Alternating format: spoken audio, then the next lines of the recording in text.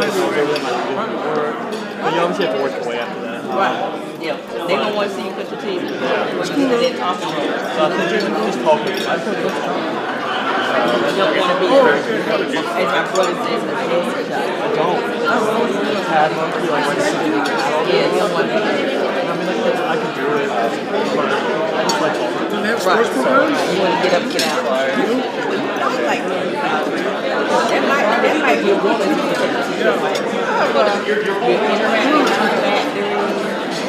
It ends at 5 o'clock. Like when the day's over, it's over. You know, you gotta get home.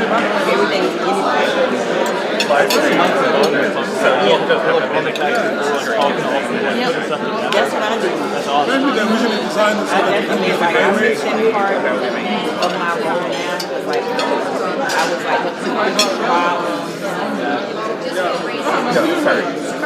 he's doing well though. Yeah, they never stay. I feel like there's a disconnect sometimes between the consumer and engineers. They like make something that works, but it's not like good for the consumer putting it together. So I think it's really good for the company. You might have to be good at marketing because we actually have a lot of engineers who don't know the marketing.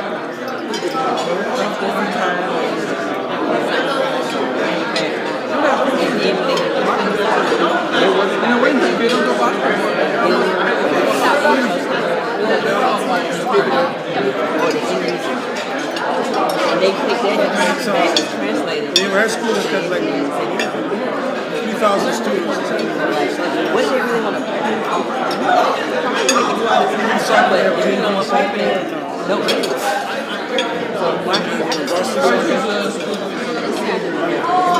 and you can ride it backwards. Somebody tell me. Apex you might not be like, it's not going to be a program. Oh. But it might, you know what? It might perfect on the roster of JV, they have 38 players. It's ridiculous. Yeah, but why would you pick kids and not never play them?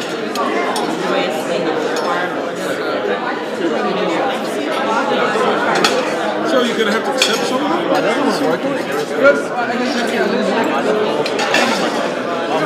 Do what they may tell them, I'm not sure they can roster it.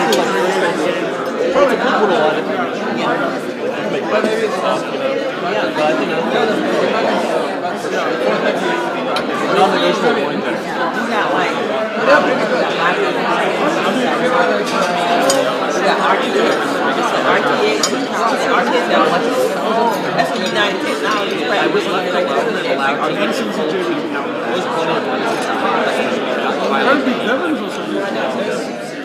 That's what I got me going.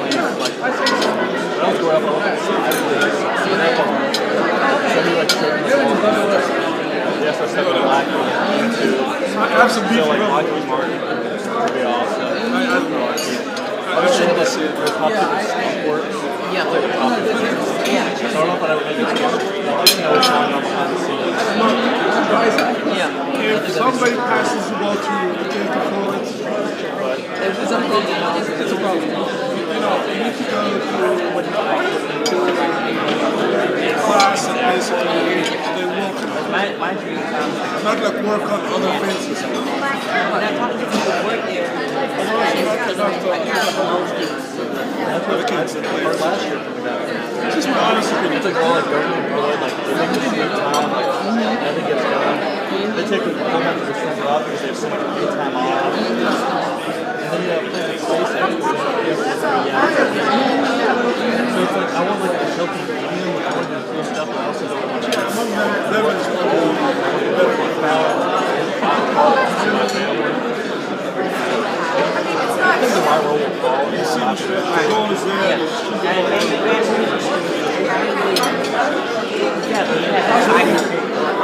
This is our busy time. This team. So that's pretty straight cut. And maybe quite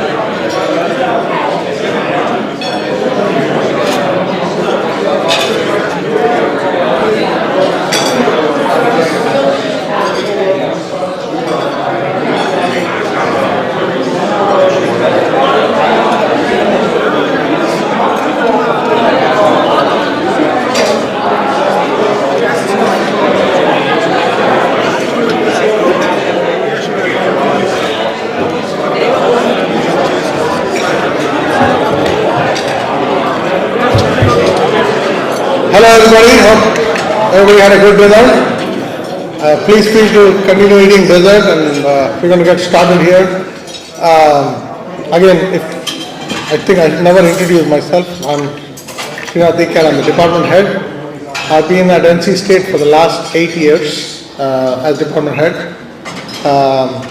So it's been my pleasure to serve as the department head and also welcome a lot of alumni back to campus. And this is one of the events that I really am always excited about, is honoring our Hall of Famers.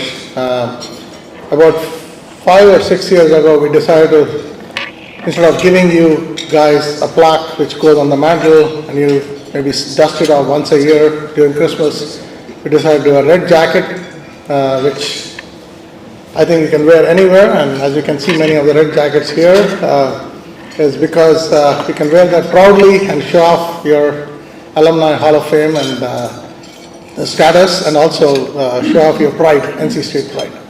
So that's the reason why we did it, and it's become a very nice occasion to celebrate careers that were launched at NC State and gone on to do great things. So we'll hear a lot about that in a minute. But before I get into the actual ceremony, I thought I'd share a little bit about our department. Which way should I point out?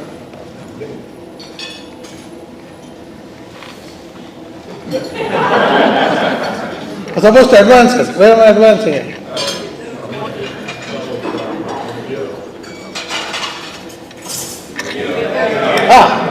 All right. So quickly, I thought it's a great opportunity. James said no PowerPoint, but I do death by PowerPoint. So pardon me here. But I thought I'll share a little bit about NC State Mechanical Aerospace Engineering, just to give you an idea of where we are as a department. Next slide. All right. So by the numbers, we are 50.5 tenure track. The 0.5 is because Larry Silverberg is hanging around. Everybody who knows Larry is still here, has a 50% time. Of course, we love him. Larry is, normally he would come here, and I'm surprised he didn't make it today. And we also have 10 teaching faculty. One of them is representing here, Scott is here. And then we have 21 staff, and we also have a bunch of adjunct faculty.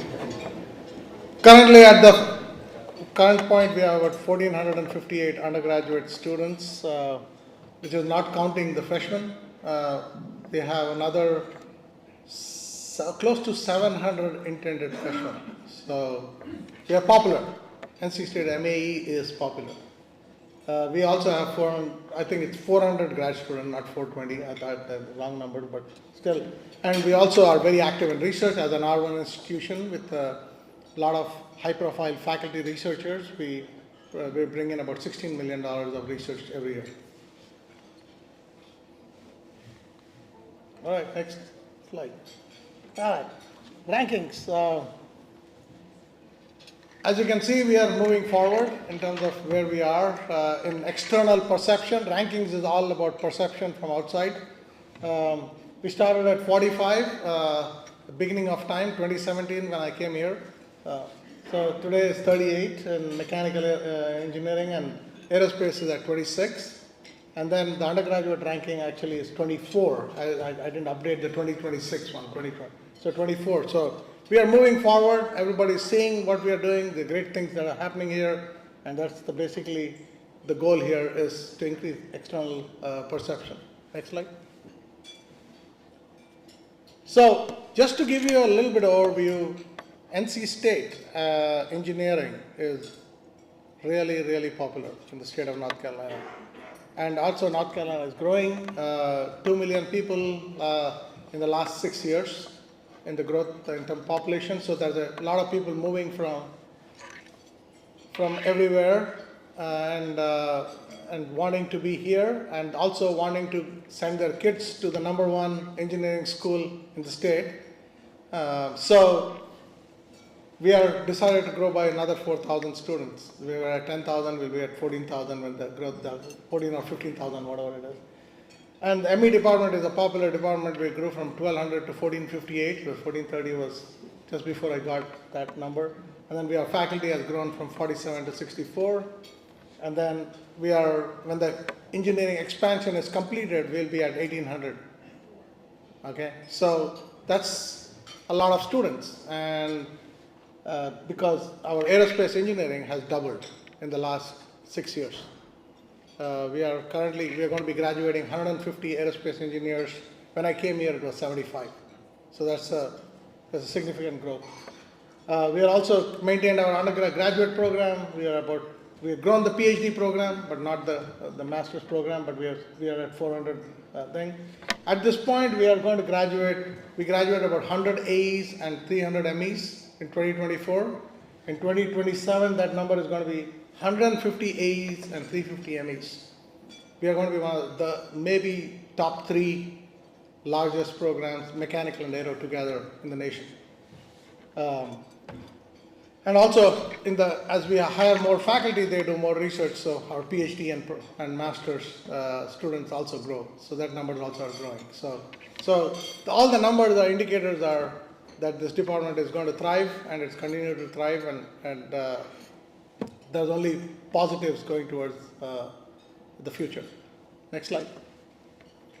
So while we are growing, one of the things we are proud of is improving the student experience and make sure that students do not suffer because of numbers. So my faculty are very dedicated. They work very hard about making sure the students maintain that experience that they have. Whether you have 200 students or 500 students, we want to make sure that they all have a great experience. So these are some of the student activities. Some of the students here are participating in some of these activities. Rocketry or design, build, fly, or Baja team or Formula team. So they are all active. These clubs and student teams are winning competitions in the nation. They are going out there, making NC State proud. They are really building things and testing it in the real world out there. Next slide. So just give you an idea about the senior design, which is where we bring everything together in the 3.5 years of your experience. So our mechanical senior design is all industry funded, and you can see some of the companies down there at the point. And then Dr. Chautran runs this program, and he makes sure that we are working with the industry partners and making sure that they deliver what our industry partners expect. And in the process also, our students get direct contact with industry partners and eventually maybe potential employment. So that's something that we are very proud of. Next slide. The aerospace on the side is very competition based. Oops. Did I do anything? Okay. So aerospace, we have space, we have flight, and we also have drones and rovers. Felix Ivere is our faculty member who runs the aero senior design. And again, students are building things, testing it, analyzing what went wrong or what's working. And some of these projects actually have turned into potential game changers, whether we work with U.S. Forestry Department or go to a Mars rover competition. It's been a great. So some of them have won national competitions already. Next slide. On the research side, one of the biggest achievements we have made is we created this new propulsion and power labs, which is called MAE West. For older folks, it's MAE West. If you know the old movie style, MAE West. And then MAE West is where we have 16,000 square feet of phenomenal labs.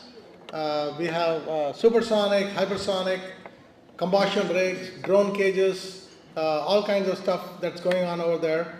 And that facility has been 5 years old. It's been 5 years since we moved there, and we have really created an environment that makes NC State stand out in terms of facilities for research. And that primarily something that we are excited about the future, and we're going to expand that into even more greater things. And next slide. So this is one of the pictures of the inside. Some of the older folks remember there used to be a supersonic tunnel in Broughton Hall, which is right now there. the red tunnel, and the right next to it is the hypersonic tunnel. Next to it is the transonic tunnel. Venkat, he's here, runs the whole lab here. He had barely space in EB3 to run the supersonic tunnel, but now he's got a farm of tunnels there, which is actually giving us a lot of visibility, both with federal agencies and state agencies in the nation, across the nation. And a lot of people are coming to us and asking us, how did we do this? And a lot of dedication of faculty and also a lot of support from the College of Engineering to do this. So that's something that we are very proud of. And if you ever want to come visit, contact me or Venkat. We'll be glad to show you around. It's really phenomenal what we have done there. Next slide. So, of course, when the students graduate, where are they going, right? Many of our students are still, the automotive industry is still a strong employer of mechanical engineering. Energy industry, whether it is Siemens or GE Power, Vernova, they're all hiring us, our students. Nuclear industry, Duke Energy hires a lot of our students. Surprisingly, they hire even our aerospace students. Because our aerospace students also can solve nuclear energy problems. Biomedical is something that's local to the RTP area. There are a lot of biomedical companies here that hire a lot of our students. You will be surprised, we had a MAE career fair this past September, and Novo Nordisk was our biggest sponsor, and they are looking to hire 100 mechanical engineers. So we are very popular there. And of course, aerospace program is bulwark of the state of North Carolina in terms of what recent happenings. We have Boom Supersonic here. Now we have Jet Zero coming. Of course, we already had Honda Jet, and we also have Beta, which makes urban air mobility vehicles. So all this has produced a boom in terms of hiring for aerospace. And then manufacturing, which is traditional, and then of course research divisions of companies across the nation hire our students. And of course, many of them also want to go to graduate school, which is great for us and getting our own talent to stay for graduate school. Yeah. So next slide. So these are our partners, just a sample of our partners that are on a daily basis working with us. A lot of effort goes into building these relationships. These companies come back every year because they find the NC State student as one of the most viable people when it comes to hiring, and that's basically what our pride is our biggest product is our student, and we are very proud of the students that get out of our doors, and that's what makes every day wonderful to come to work here at NC State Mechanical Aerospace Engineering. So kind of give you an overview about our department, and I hope you leave this room feeling more proud of what this department has achieved and where we are going, and look forward to you coming back for more and keeping abreast of what's happening in the department. All right, now we get to the real thing, right? Why we are here to recognize our awardees. So I want to invite Professor Yang Zhu come back up here and help me with announcing the background of all our awardees, and also Jessica is here waiting. And before we even get started, I want to recognize a few people who helped make this event happen. Jessica, who's put together this event, and without that we couldn't do it. Our comms team there, all of them right there, please raise your hands. Charles, Colin, Riley. Again, we couldn't do that, and it's a well choreographed event thanks to them. Bunch of students here. Student ambassadors, they're all wearing the black MAE t-shirt here. They helped out a lot, and they're also looking to get their own red jacket in a few years. So that's the excitement that there. And I don't want to we're going to talk about it, but I want to recognize all our past Hall of Famers who are here in support of the new Hall of Famers. Please rise and be recognized.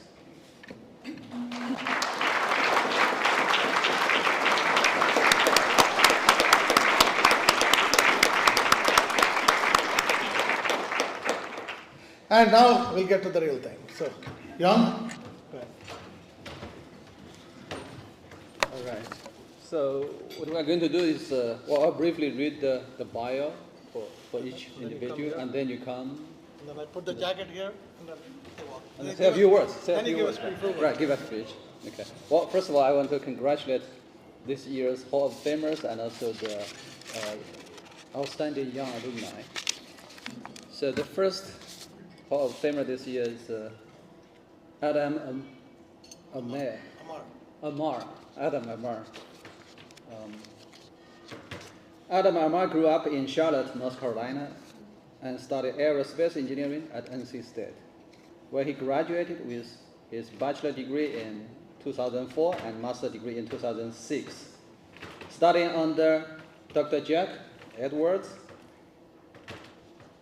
Amar's graduate school research focused on computational fluid mechanics and modeling ablative thermal protective systems. While in graduate school, Amar worked as an intern at Sandia National Lab in Albuquerque, New Mexico, where he applied his research through the development of software tools for analysis of ablative thermal protective systems. Amar has spent his entire postgraduate career with NASA's Johnson Space Center, primarily as an aerothermodynamicist. Okay. Supporting the Orion and Artemis programs. He is currently the Orion Aerothermodynamics System Manager and the Johnson Space Center Technical Discipline Lead for Aerothermodynamics. In these roles, Amar leads the agency-wide team in the development of aerothermodynamic environments for Orion design and mission execution. He has also served as a subject matter expert on review boards for other planetary and scientific missions involving aerothermodynamics. Recently, Amar played a leading role in the investigation into the Artemis 1 heat shield anomaly. Through this, he supported determination of the root cause, developed corrective action for future Amethyst missions, and provide rationale to certify and safely fly Amethyst 2 with the crew on board. Congratulations, Amar. Let's give Amar.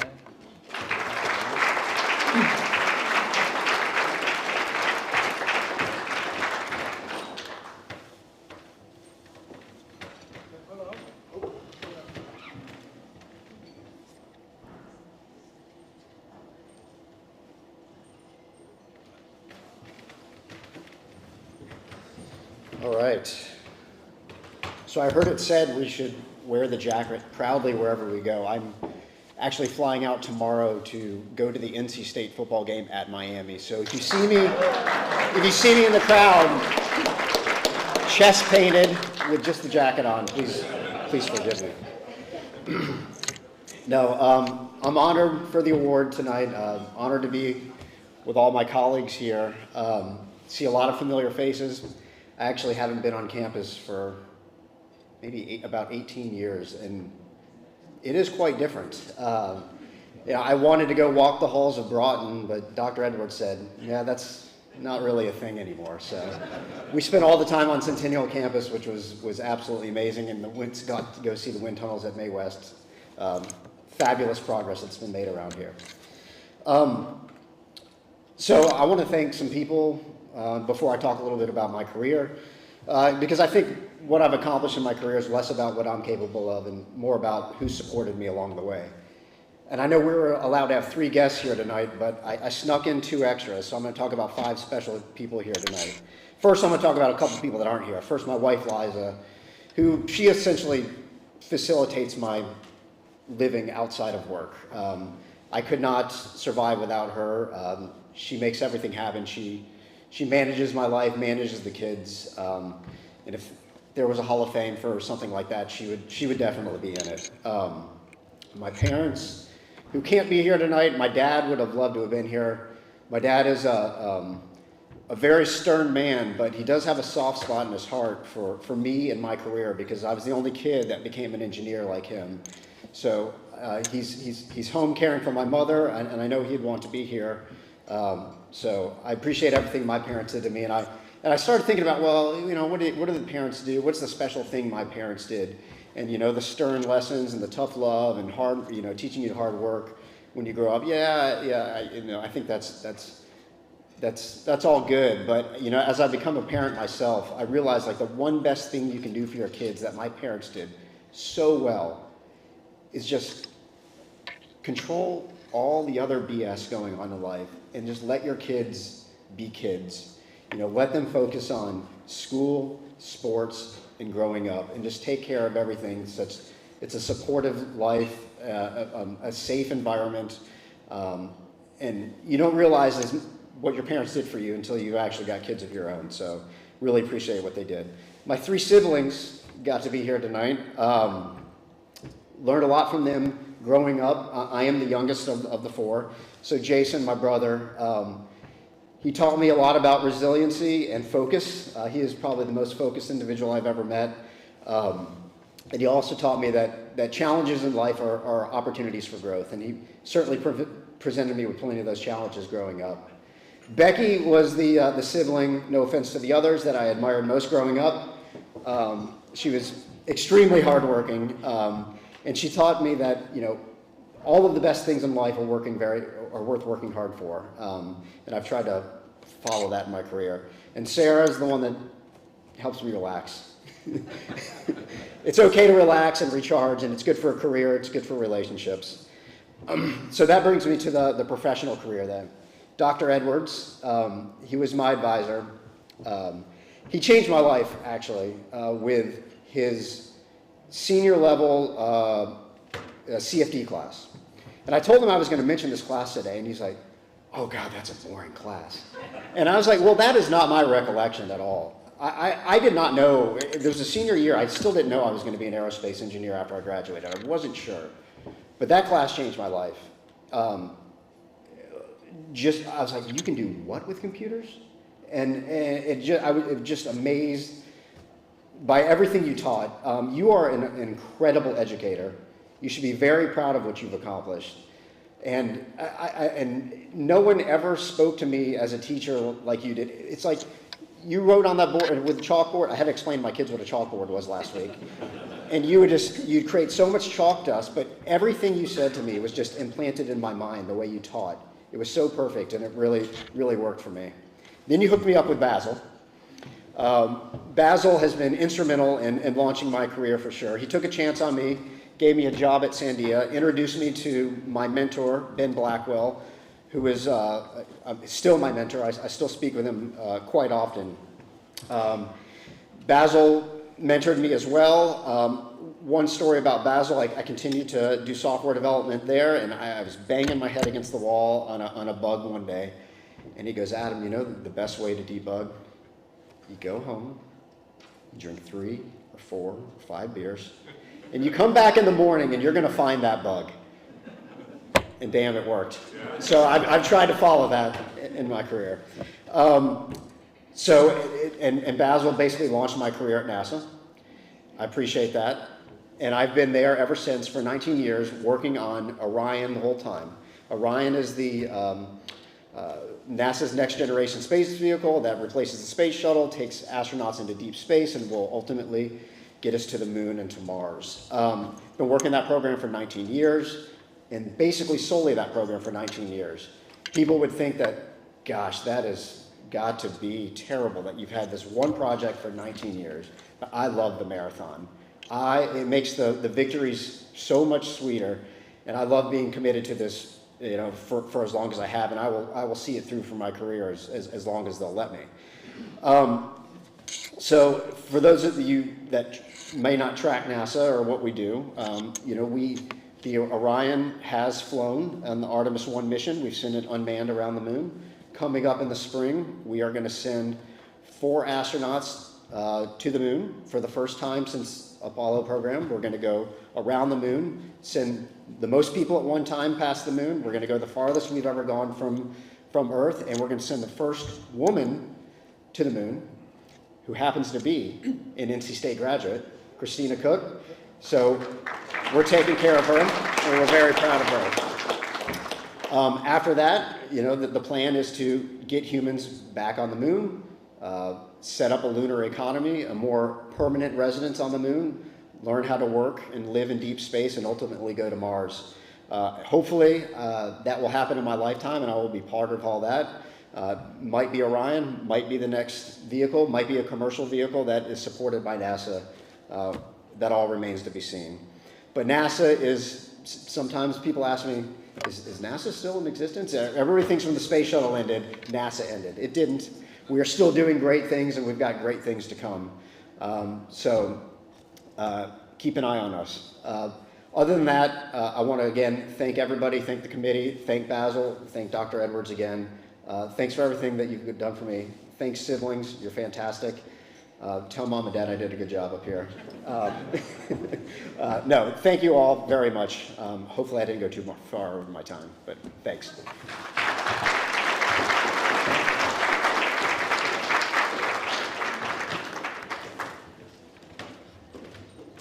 All right.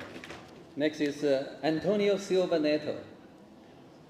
Antonio Jose da Silva Neto has a bachelor degree in mechanical and nuclear engineering from the Federal University of Rio de Janeiro in 1983, a master's degree in nuclear engineering from the same university in 1989, and a PhD in mechanical engineering from NC State in 1993. At NC State, mechanical aerospace engineering, he studied under Dr. Nakati Osizik and minored in computational mathematics under Dr. Robert White. Silva Neto worked for the Brazilian National Nuclear Engineering Commission from 1984 to 1986, and for Proman Engenharia from 1986 to 1997. In 1997, he joined the Polytechnic Institute of Rio de Janeiro State University, where he has been a full professor since 2013. Silva Neto is a former president of the Brazilian Society of Computational and Applied Mathematics from 2014 to 17, and a former president of the Brazilian Society of Mechanical Sciences and Engineering from 2009 to 2013. He has been a full member of the Brazilian National Academy of Engineering since 2017. Silva Neto has authored 16 books and over 750 articles. Over the course of his career, Silva Neto has supervised dozens of students, including 54 master students, 33 PhD students, and 14 postdocs.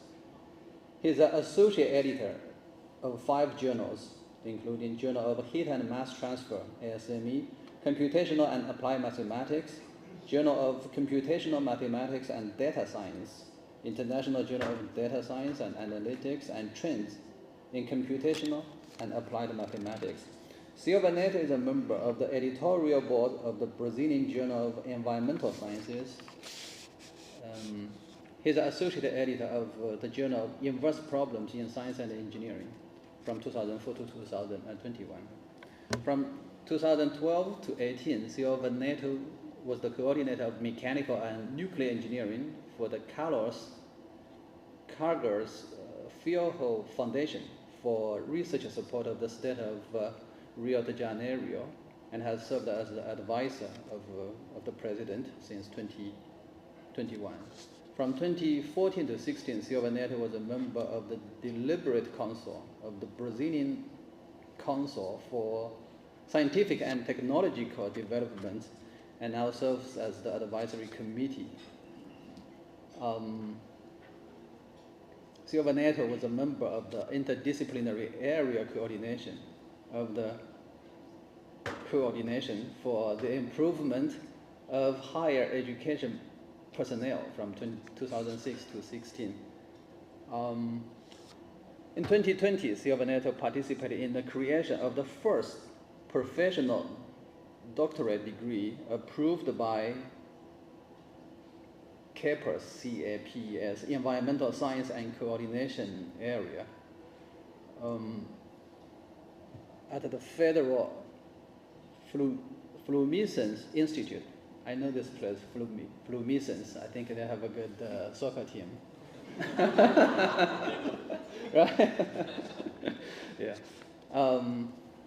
In 2009, he created a municipal secretariat of science, technology, and innovation in Nova Friburgo, Rio de Janeiro, Brazil, serving as its first secretary from 2010 to 2011. In 1999, Silva Neto participated in the creation of a mechanical engineering degree at the Polytechnic Institute of the Rio de Janeiro State University. In 1998, Silva Neto founded the annual National Meeting on Computational Modeling. Since 1991, he has been a member of the honor societies Phi Kappa Phi and Pi Mu Epsilon. Silva Neto has served as the scientific coordinator for the Brazilian National Center for Applied Research in Artificial Intelligence for Industry since 2021. Silva Neto and his wife, Yosineda Neto, has been married for over 38 years. They have one son, Lucas Neto, and one daughter, Luisa Neto. Silva Neto.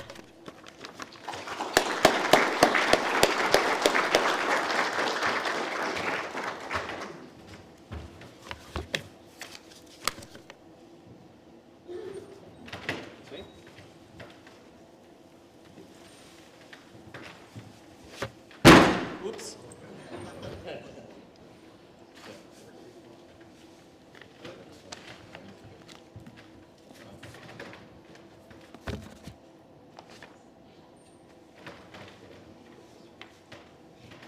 Okay, all right. Good night. Now you know that I'm Brazilian. I feel so honored to be here. What to say? Thank you. Just thank you. God has been so good to me, has given me so many opportunities. I'm trying to do my best, to do my part. I come from a family of labor work parents. They did not have access to formal education, but their priority in life was to have the two sons to have education. I am a mechanical engineer, and my brother is an electrical engineer. 40 years ago, I was a federal employee at the Nuclear Energy Commission in Brazil, and something happened that changed my life. I met that smart, gorgeous, blonde that is right there. Please stand up, Jill.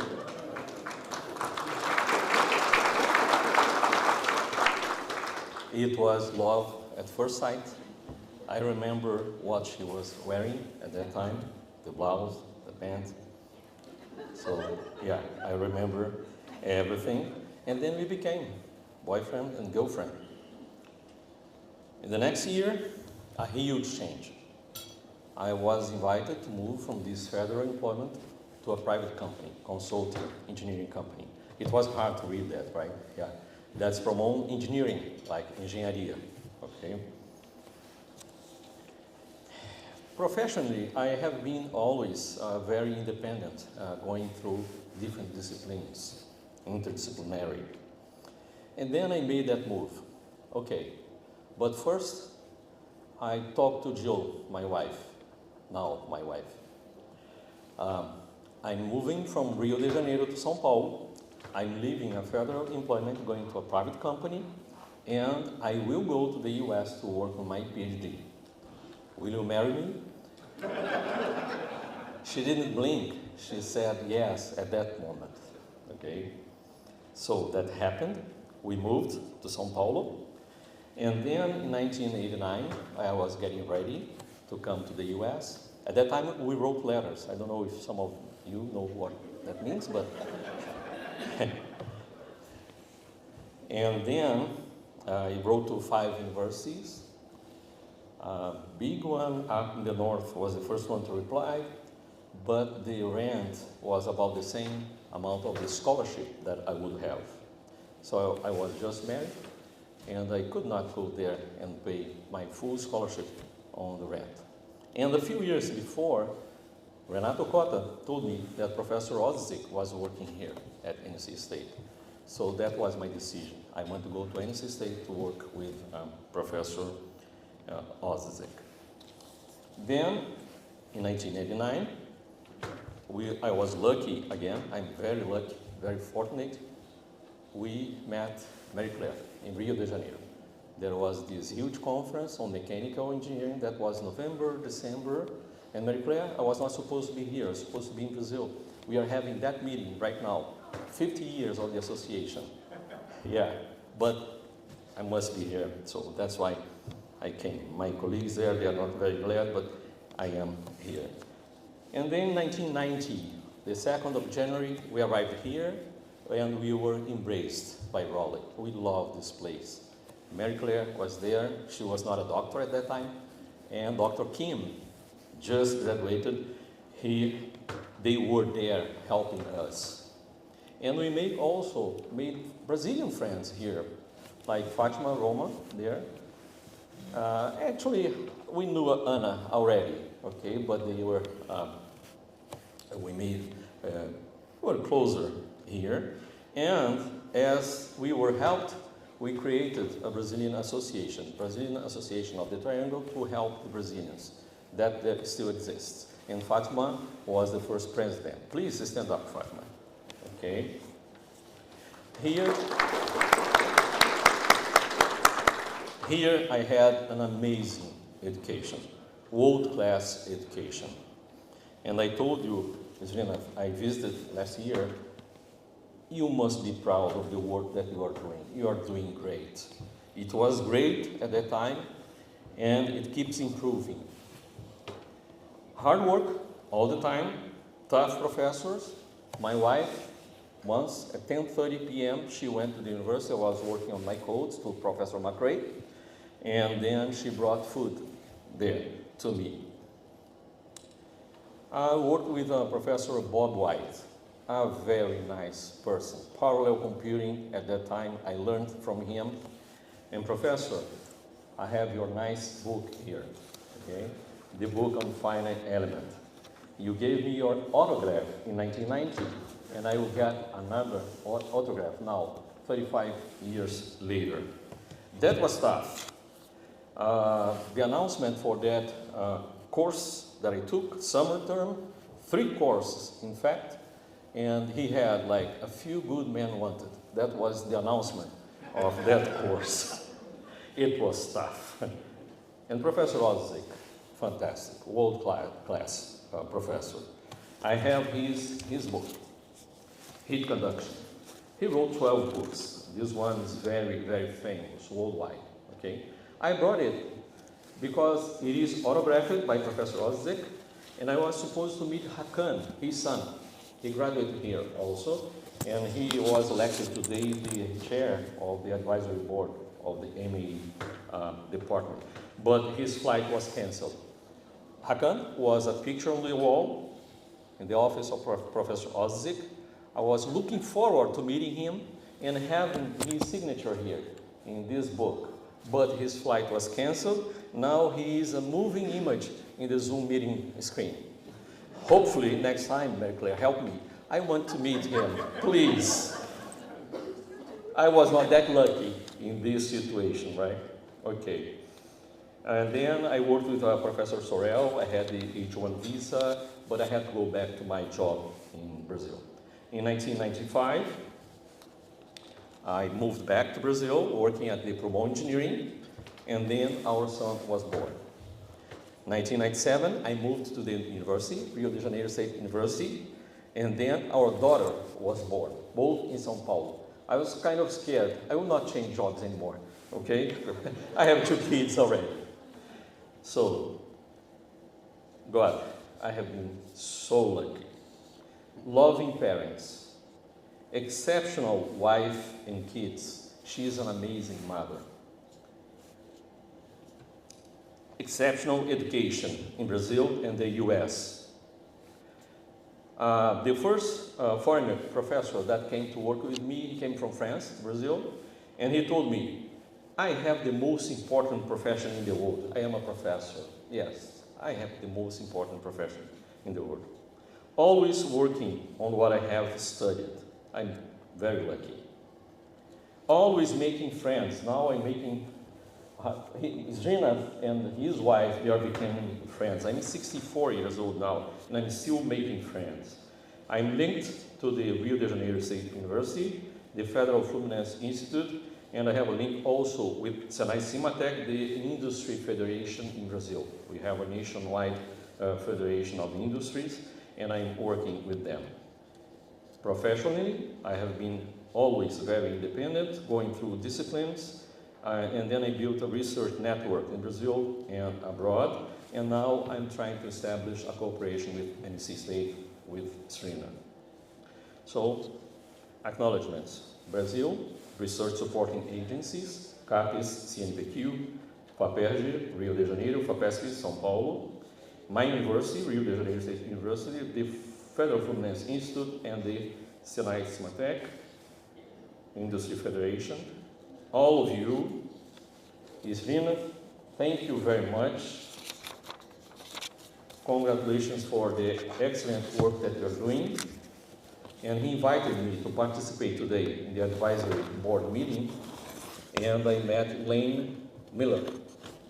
Lane, it was great to meet you, and you wrote here, I owe to the department. They helped me be who I am. Yes, I agree with you. I have the same feeling, and I'd like to add that NC State is my life, has supported me, my life, and also of my family. Everything that I got here, I used along my career. So thank you very much. Thank you. Thank you. Thank you.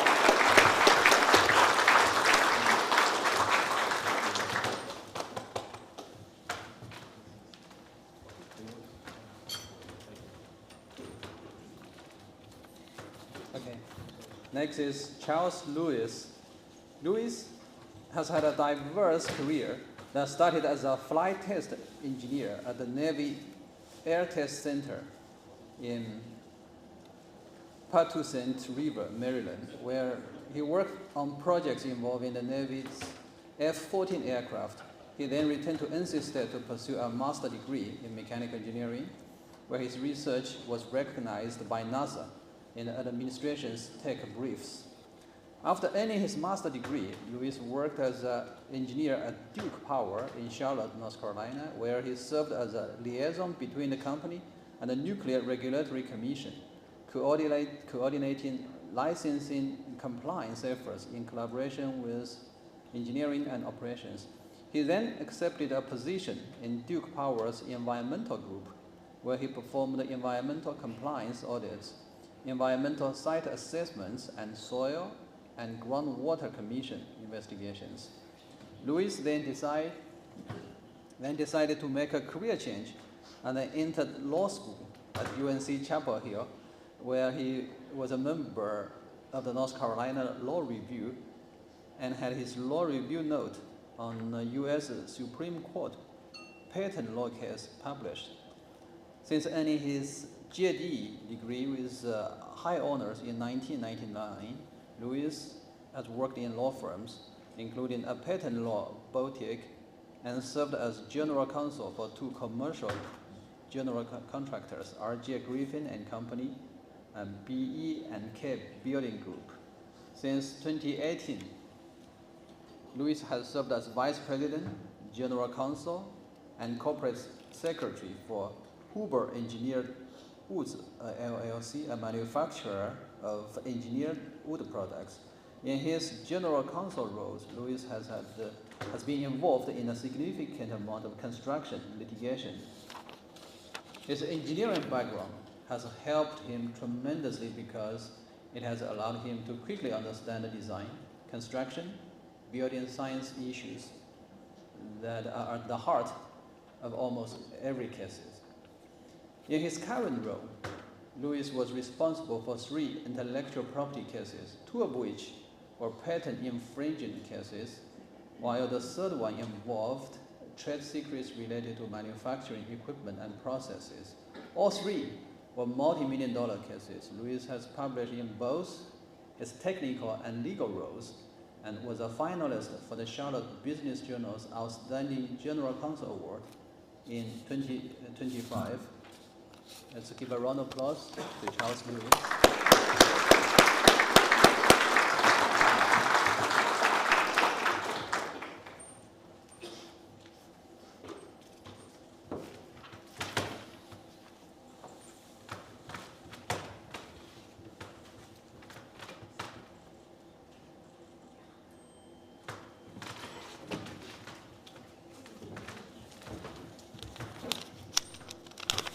It's only one page.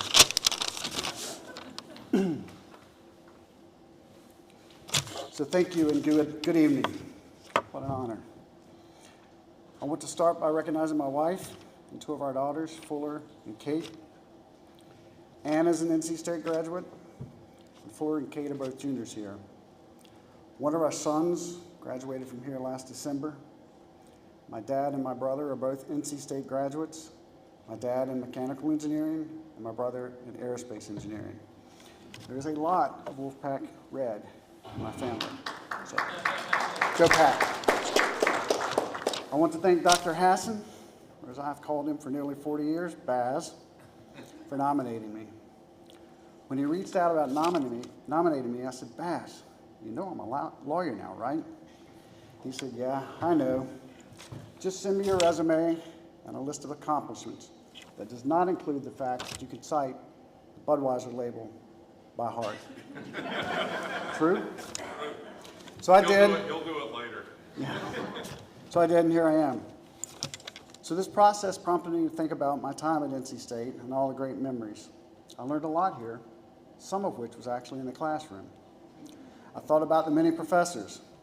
Hassan, Baz's dad. Nagel, my master's advisor.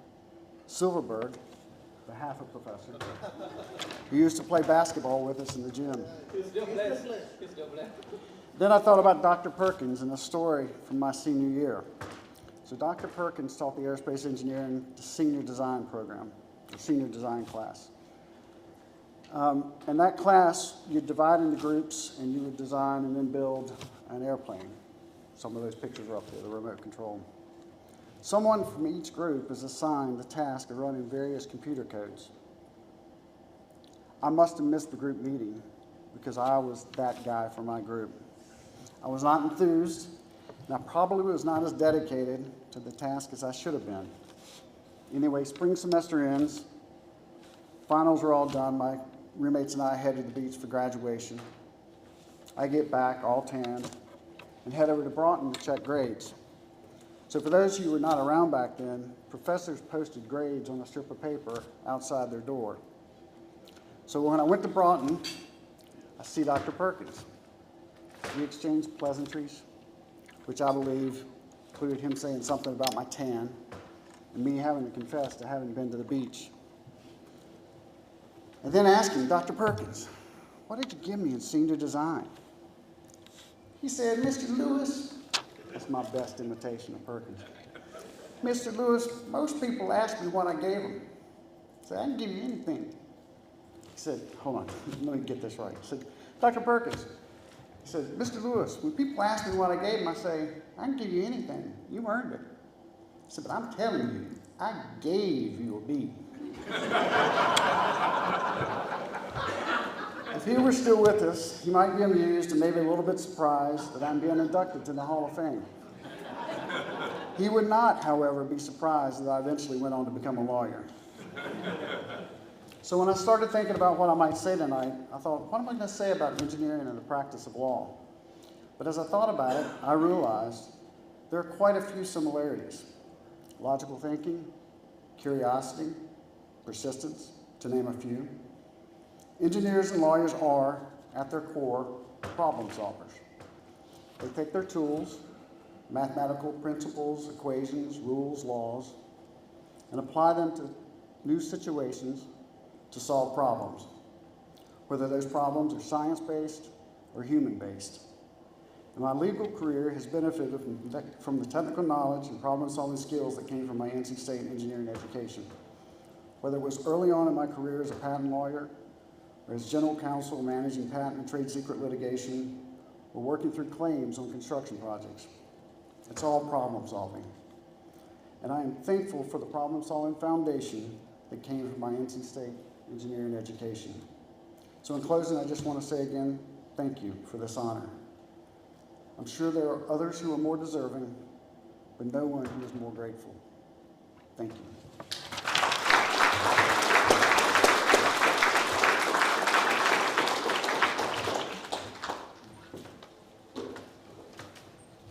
All right. Next, Chen Han Huang. Dr. Chen Han Huang is a chair professor in the Department of Systems and Naval Mechatronic Engineering at National Chen Kung University, Taiwan, and former chairman of CSBC Corporation, Taiwan's largest shipbuilding company. He earned his master's degree in 1988 and PhD degree in 1991 in mechanical and aerospace engineering from NC State University. Dr. Huang was mentored by Dr. Richard Johnson during his master's studies and by the renowned heat transfer scholar, Dr. Nekati Osizik, during his PhD work. Their guidance instilled in him the lasting values of discipline, intellectual curiosity, and creative problem solving.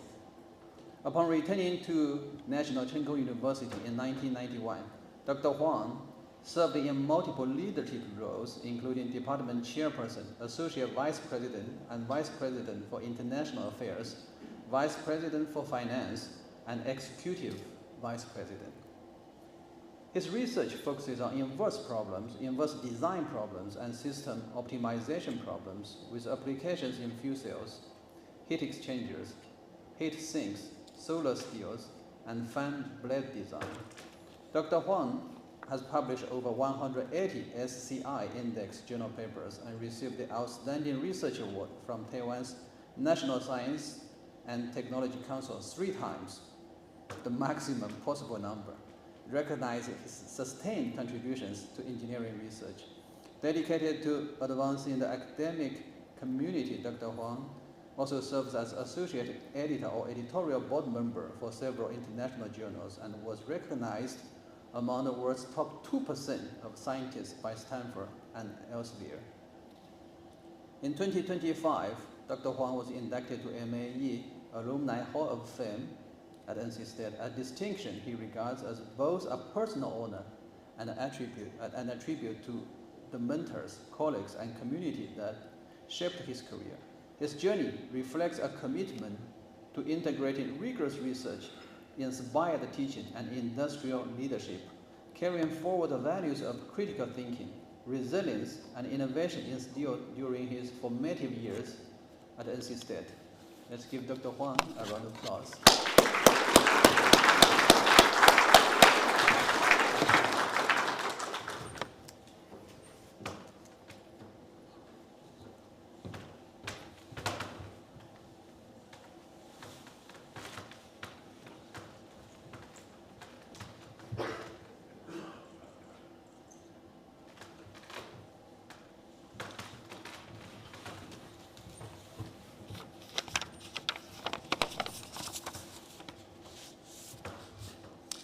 Good evening, Dr.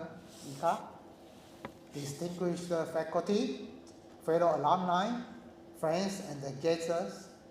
It is with great honor and deep gratitude that I have been inducted into the MAE Alumni Hall of Fame from the Department of Mechanical and Aerospace Engineering here at North Carolina State University. This recognition is truly special to me, not only because of the honor itself, but because it comes from the very department where I spent some of the most formative and transformative years of my life. When I first arrived at NC State in 1986, I was a young student from Taiwan, eager to expand my horizons, but not fully aware of how profoundly my time here will shape my career and my life.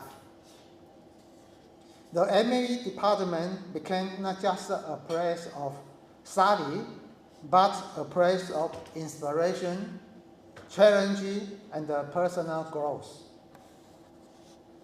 During my master's studies, I had the privilege of being mentored by Dr. Johnson.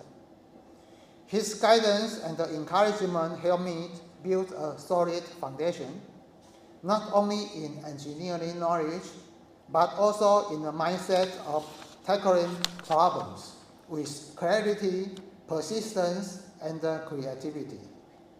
Dr. Johnson taught me that research is not only about finding answers, but also about asking the right questions. When I continued into my PhD studies, I was fortunate to work under the supervision of Dr. Aziz, a remarkable scholar and an inspiring mentor. His passion for heat transfer, his dedication to rigorous thinking, and his patient guidance left an enduring mark on me. I still remember sitting next to Dr. Aziz while preparing my manuscript for submission. He would revise it word by word, and I learned a great deal about academic writing from him, which has benefited me immensely. Many of the value I hope as a researcher and a teacher today, discipline, intellectual curiosity, and the joy of solving difficult problems, were shaped by his example. I owe both Dr. Johnson and Dr. Aziz a deep debt of gratitude, and I am proud to say that their influence continues to guide me more than 3 decades later. After earning my PhD in 1991, I returned to my alma mater, National Cheng Kung University in Taiwan, where I have been privileged to serve in many roles over the years. Department head, associate VP and VP for international affairs, VP for finance and executive VP, and currently chair professor in the Department of Systems and Naval Mechatronic Engineering. More recently, I was appointed chairman of CSBC Corporation, the largest shipbuilding company in Taiwan, a role that allowed me to apply engineering principles on an industrial and international scale. Throughout my career, my research has focused on inverse problems, inverse design problems, and system optimization problems, fields that require both mathematical precision and engineering creativity.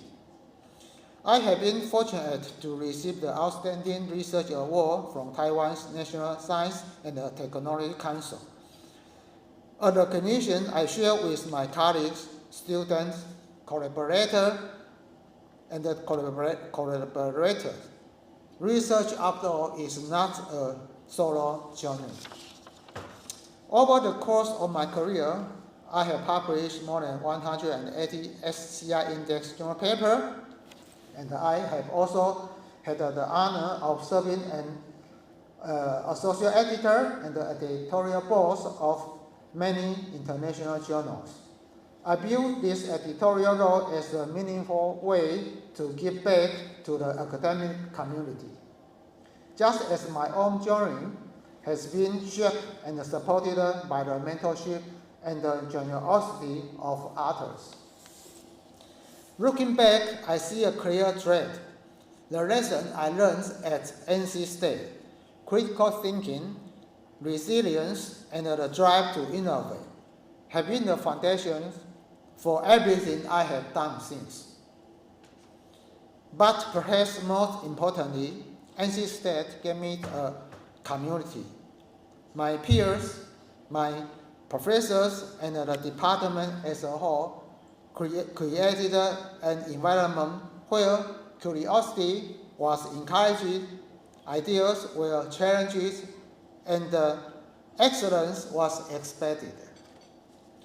As I accept this award today, I do so not as an individual accomplishment, but as a celebration of the people and the institution that made it possible.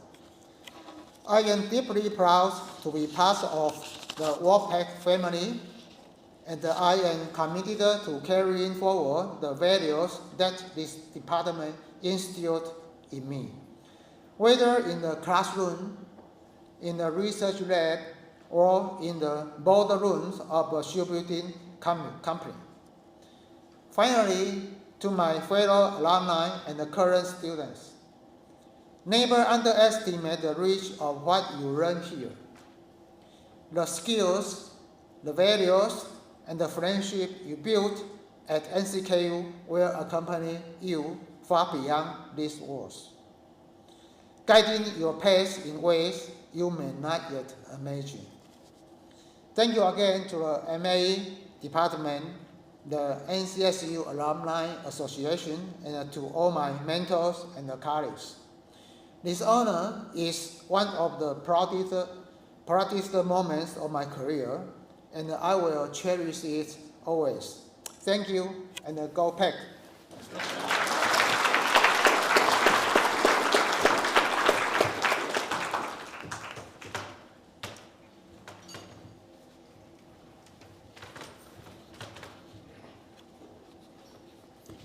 Okay, next is Neil Frank. Dr. Neil Frank is an internationally recognized expert in applied aerodynamics with over 4 decades of service at NASA's Alumni Research Center. Known for his pioneering work in computational fluid dynamics, he led a small collaboration team to develop the NASA's tetrahedral unstructured software system. In short, Tetra-USS are widely developed or widely adopted suite of tools for aerodynamic analysis and design. Tetra-USS won the NASA Software of the Year award in both 1996 and 2004, and maintains one of NASA's most downloaded software tools after 3 decades. His leadership and vision helped establish unstructured grid methods as the standard in CFD, influencing research and practice across government, industry, and academia. Dr. Frank's career blends deep expertise in fluid mechanics, aerodynamics, CFD, and wind tunnel testing. He received a novel design process that was verified by flight tests, contributed to major aerospace programs within government, industry, and NATO, and played key roles in accident investigations and redesign efforts. His work also reached the public through the 20-foot Tetra-USS generated image of a Boeing 747-400, now displayed in the How Things Fly exhibit at the Smithsonian National Air and Space Museum. Dr. Frank's many contributions to the field of applied aerodynamics have been recognized at the national and international levels, including the 2013 AIAA Aerodynamics Award, the NASA Distinguished Service Medal, and the NATO Science and Technology Organization AVT Panel Excellence Award. Yet, what's the most fulfilling about his career has been the opportunity to collaborate with and be inspired by the many talented colleagues who have advanced the field of aerodynamics along him. Dr. Frank.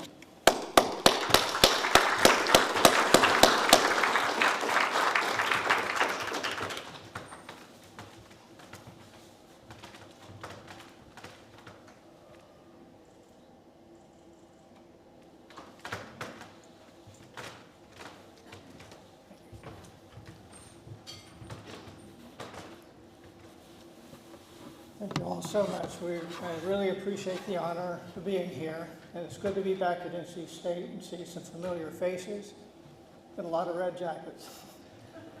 I just want to thank all of you who put this event on. I know it's a lot of work to do that. I thank you for all the professors that have contributed to all the educations of so many people and changed so many lives. I'd like to thank Rich Walls, Dr. Rich Walls and National Langley for nominating me.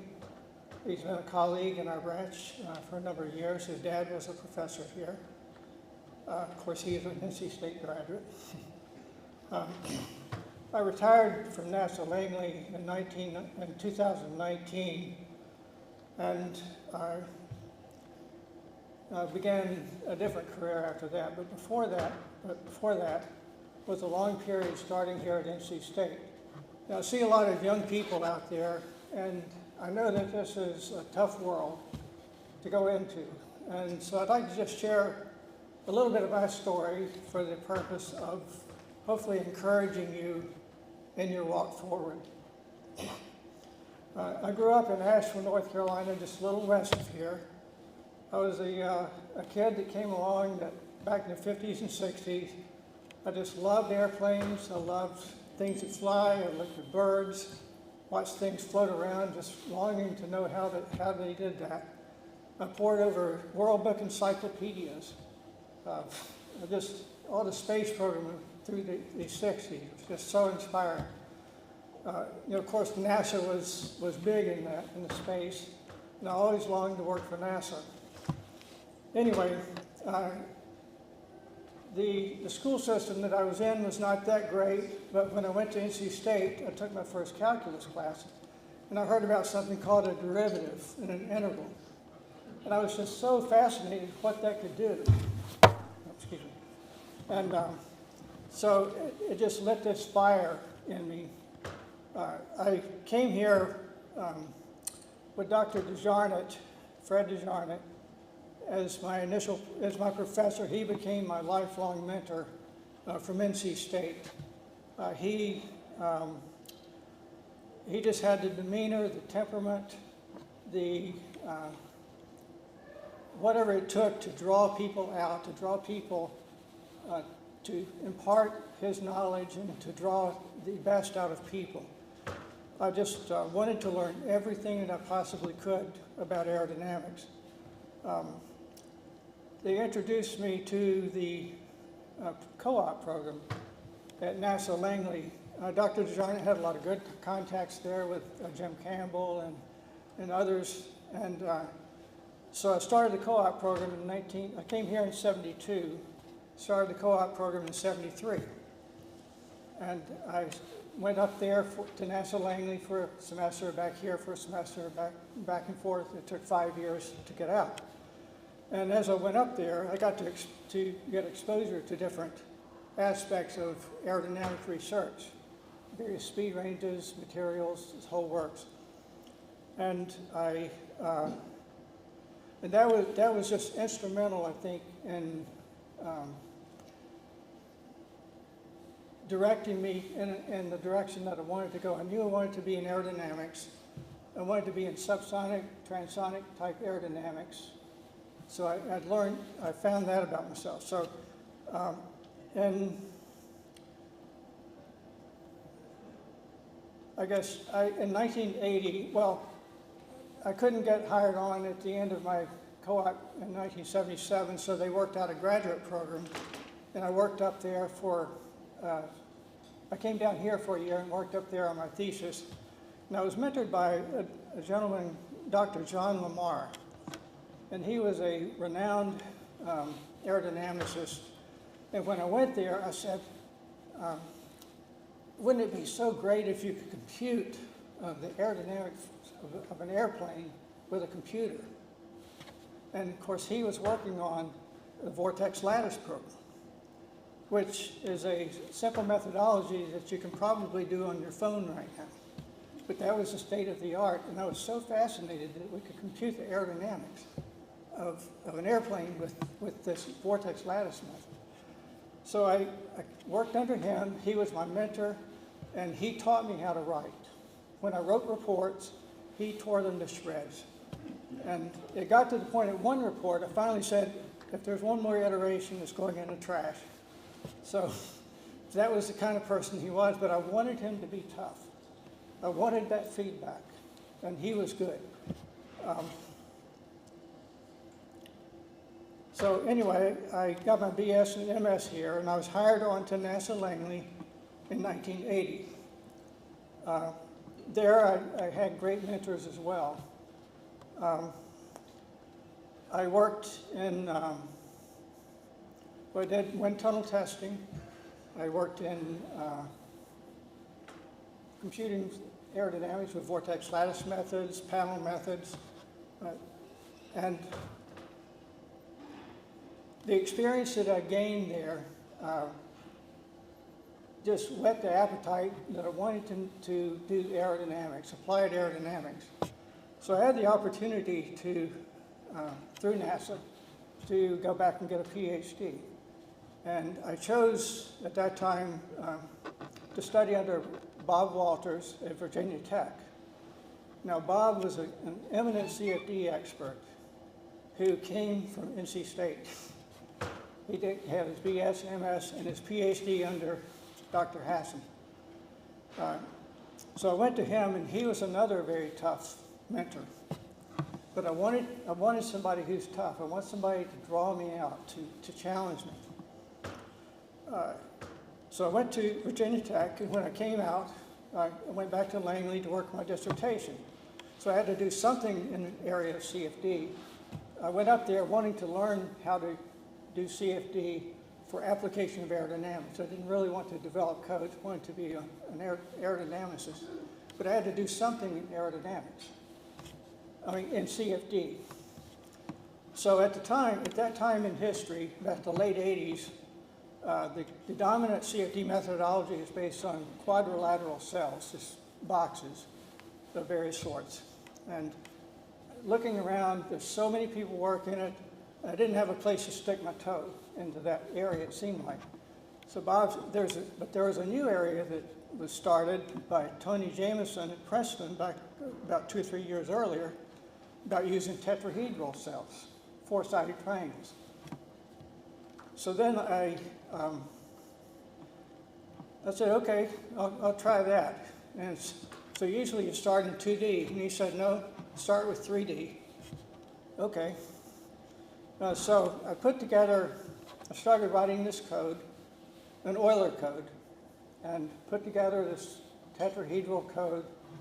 I had some good skills from Virginia Tech about working with vectors and so forth, so that working with the triangles was easy at that time, not now. Anyway, so then I put together this code, and the first time I ran it, it ran. And looked at the solution, and it was a shock wave on this wing.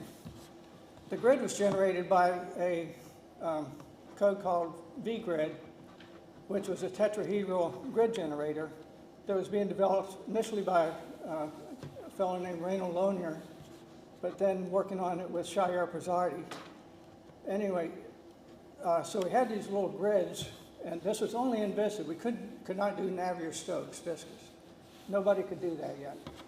So I got in, fortunately I got in on the ground floor of a new technology, didn't really know what I was doing.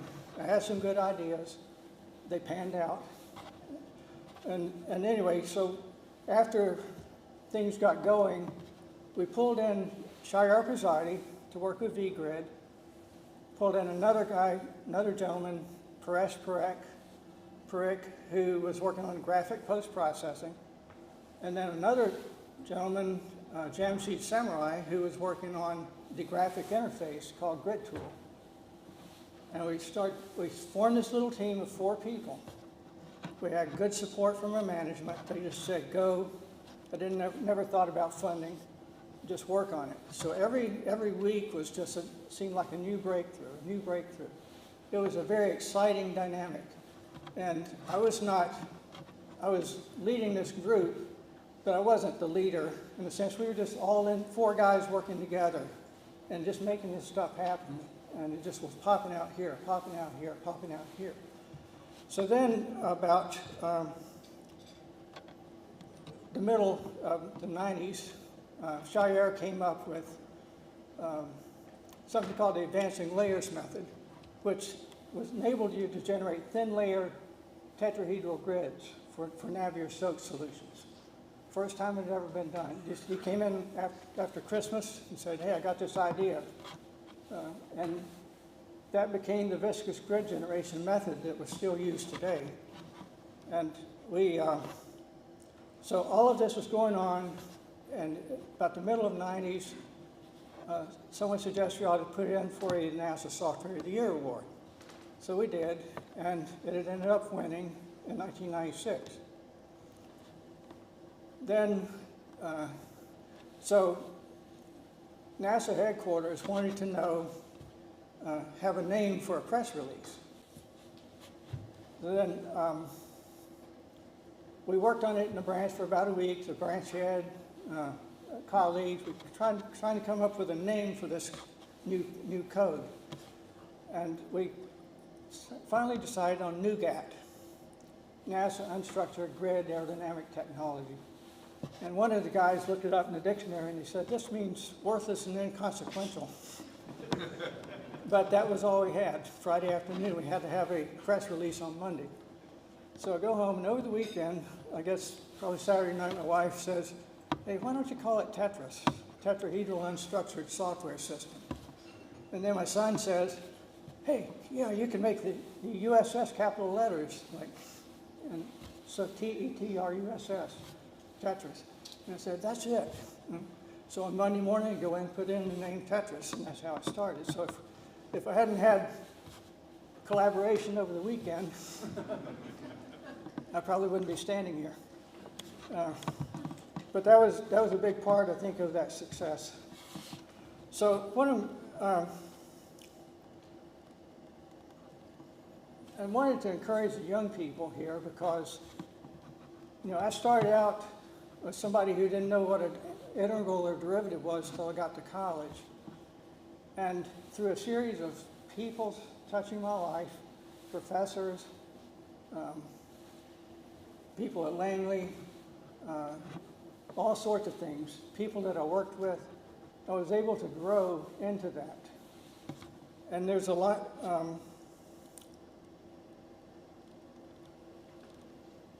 so I would like to just emphasize that collaboration with other people in what you're doing is so much better than trying to do things yourself.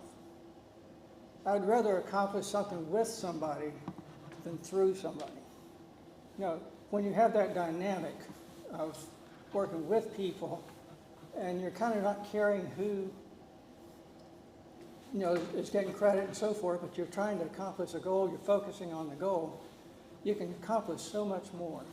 So if you have the opportunity when you get out into the workforce, look for those kind of people. Look for other people that you can work with, that you can accomplish things with, and hopefully you have managers who will let you have that freedom. I had that freedom at NASA Langley. It's just a wonderful place to work. All my managers have been very great, supportive, and so I would just like to encourage you as you get out to don't worry, try not to be distracted by all the bad stuff that's going around in the job market, but get out there and just go.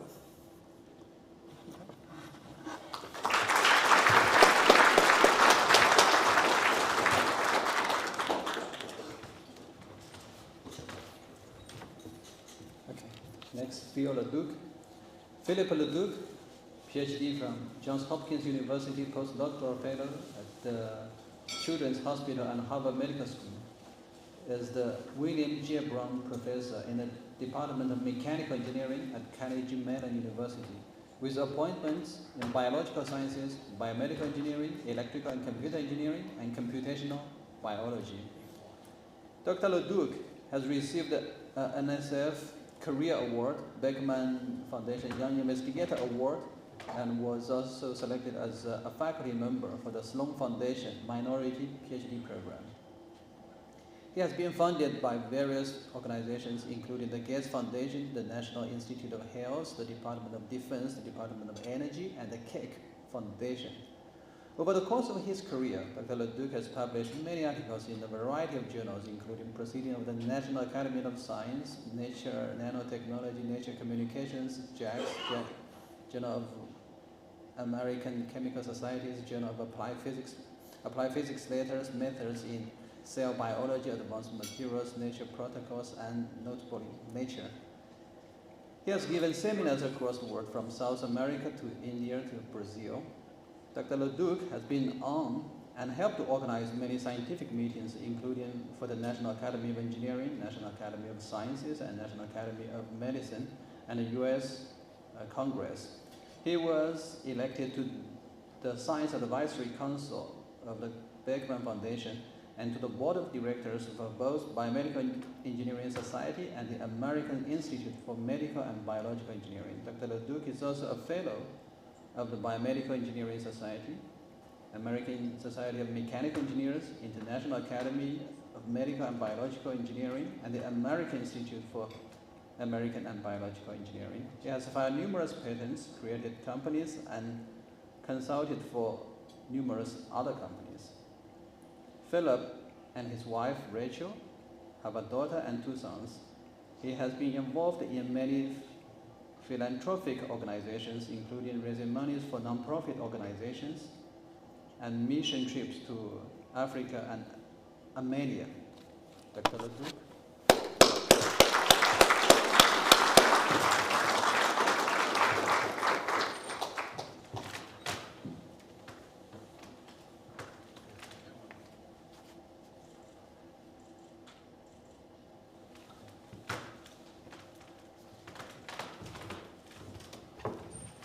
Thank you, everyone. First of all, don't believe anything he just said. They're too long, and I was like, we should just cut it. After a couple sentences, we just cut it off.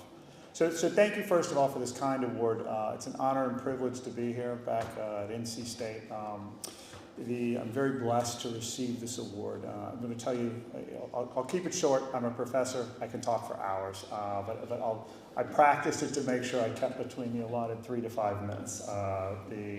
So I'd like to thank God, my family, and friends. My family, unfortunately, while they're super supportive, my wife and 3 kids, they couldn't be here today. I have a group of fantastic friends. This is something I like to talk about NC State, that 3 of them are here tonight, and the other 5 are waiting down on Hillsborough Street for afterwards. We just got a picture from one of them that Will Wade just walked in. So we're all getting excited for the basketball season this year. And that's a big thing with NC State. It's not just the professional, but it's all the personal relationships we built here.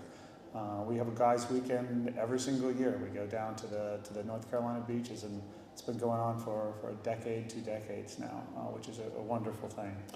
One thing I would like to say is it was funny listening to all these speeches, because they were talking about all the wonderful, amazing people that are getting here and how focused they are. And I was sitting there, I'm like, I'm really unfocused. I'm like, I'm all over the place with what I do. And then I'm like, wait a minute. My advisor was Larry Silverberg. and for those of you who don't know Larry Silverberg, he's just a wonderful guy. But around Christmas time every year, he shows up on the Discovery Channel explaining to the world why Santa Claus can actually travel around the world through wormholes. And so I was watching this. Go Google it. It's awesome. It's fantastic. It's so perfectly Larry. But I was sitting there. I'm like, yeah. I go, that's why I am who I am to this day. I walk into these places. I'll tell you one quick anecdote. I play that Sesame Street game, Which of These Don't Belong? And it's always me. I'm like, the funny one, they mentioned this Congress. I was on this bipartisan panel for competition for the 21st century. I walked into this research meeting. There were 12 of us in the research panel. I turned around, there's 2 Nobel laureates and university president, and I was at that time an assistant professor, and I'm like, what am I doing here? But it turns out that all the skills I learned at NC State allowed me to contribute so much so that a lot of the things we actually came up with and suggested actually went into practice. It doesn't hurt when one of the Nobel laureates was also eventually the Secretary of Energy for the United States. So it's kind of cool because they have all those connections. But to kind of explain this, why am I so unfocused and still able to do something? I learned how to be unfocused at NC State. That's probably a bad thing to say. But I kind of did. So when I was here, I worked for the Mars Mission Research Center, and we actually started a collaboration between mechanical engineering and industrial design, which is in the design school. And these things really didn't cross over very much, and we started that, and that's actually propagated through my entire career. When I went to Johns Hopkins, I was the first mechanical engineering to work between mechanical engineering and cell biology. Then I went to Harvard Medical School, and when I was doing a fellowship up there, and I worked underneath the department of a famous cancer biologist named Judah Folkman. There were like 100 people. They were all MDs and PhDs in cell biology, and there were 3 engineers out of 100. And so it's really propagated through. And now at Carnegie Mellon, I'll just read a few of the crazy things we've done. We work in areas like traumatic brain injury, which is mechanics of the brain. We rebuild new organs with all kinds of cool, we 3D print ice to build new organs now, which is a very mechanical engineering driven system.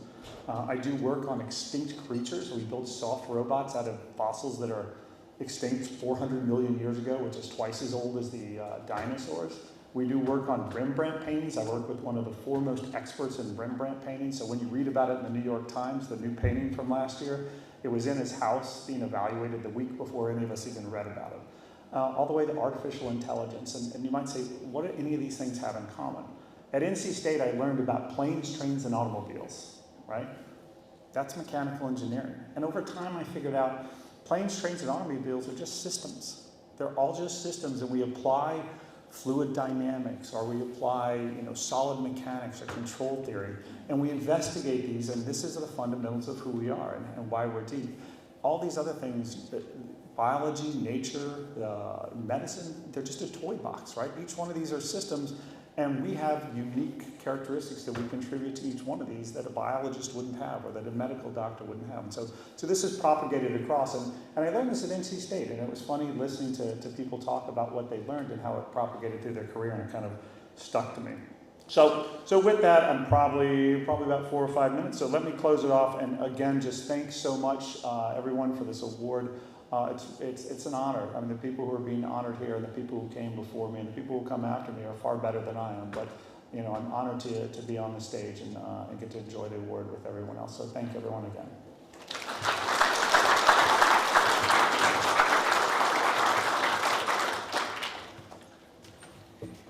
All right. Next, Robert Neal Elliott. Dr. Elliott directed the American Council for Energy Efficient Economies Research, and led its industrial work for almost 3 decades prior to transitioning to emeritus status in the fall of 2020. He joined the SCEE in 1993 as the founding director of its industrial program. In his emeritus capacity, Dr. Elliott continues to contribute to SCEE's research and policy efforts as an internationally recognized expert and author on energy efficiency programs and policies, industrial energy efficiency and decarbonization, smart manufacturing, rural and agricultural energy policies, electrical motor systems, and clean distributed energy. Prior to joining SCEE, Dr. Elliott was an adjunct associate professor of civil and environmental engineering at Duke University, and senior engineer project manager at the NC Alternative Energy Corporation, now the Advanced Energy, where he was founding director of the Industrial Energy Laboratory and led agricultural energy efficiency efforts. Prior to AEC, Dr. Elliott worked as NC Wood Assistance Team Leader for the Industrial Extension Service and Department of Wood and Paper Science at NC State University. In 2020, Dr. Elliott was recognized in the Congressional Record by Senator Sheehan for his contributions to industrial energy policy. He was appointed to the U.S. Department of Energy's Industrial Technology Innovation Advisory Committee in 2024.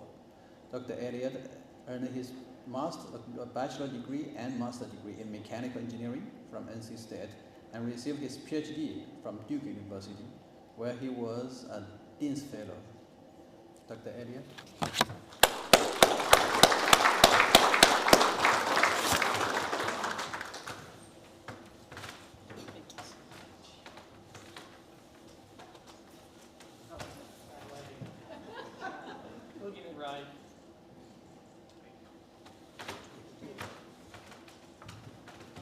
Thank you very much.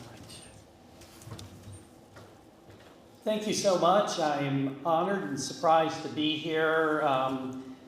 It's good to have somebody go immediately before me that has a career path that's sort of divergent from what I would say the academic career that I thought I was going to get when I got hooded as my PhD. This has been a interesting journey. I graduated here with an undergraduate degree in 1978 in mechanical engineering, and then went on to get my master's here. It's been somewhat of a serendipitous path along the way, but NC State gave me a lot of things that have enabled me during that trip along the world, through the world, to succeed.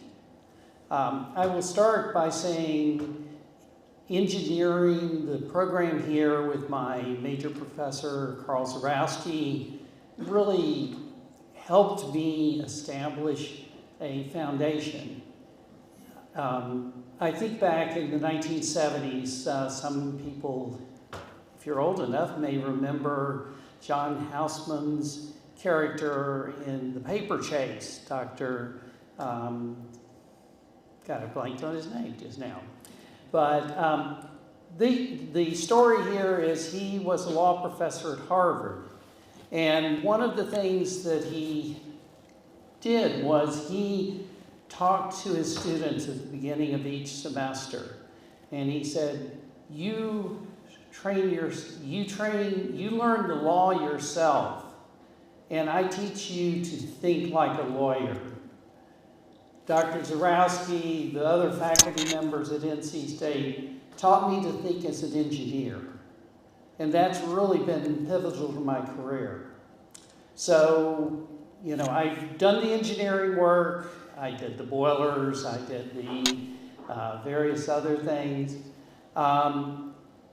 In 1993, I had an opportunity to come to Washington, D.C. To get involved in the policy space. And several of my mentors were encouraging me to do this because they saw the arrival of the Clinton administration with Al Gore to be a great opportunity to really make change in the world. So I took my wife and we packed up and moved to Washington, D.C. And it was supposed to be for 3 years. I'm still there 33 years later. I'm 5.5 years into trying to retire. It's not working great. I'm not sure how my wife feels about that, but she says at least I'm not bored. And NC State and what I learned there has been immensely valuable to me in Washington. When I came to Washington, I'll tell you a little anecdote that may give you a flavor for this. I was a PhD professional engineer, registered, and so I got trotted around, and so I handed out my business cards. And I remember I was at this congressional meeting, and I was meeting with some of these staffers, and they said, well, that's great. I hear you're an engineer. Why do you have your PhD in physical education? I found out there are not a lot of engineers in Washington, D.C. But what I found is that what I learned in engineering school from people like Dr. Zarowski, Jesse Seymour Doolittle, I don't think there are many people here who probably remember him, but what they taught me was how to do rational problem solving. And that really put me in good stead.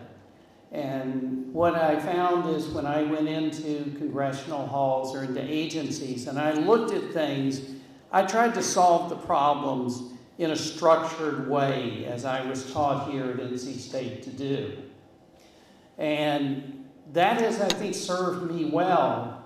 And it's also allowed me to mentor many of the staff who come through who've gone on to prominent roles leading other organizations at national labs and in the research and academic communities. So I thank NC State for giving me that foundation.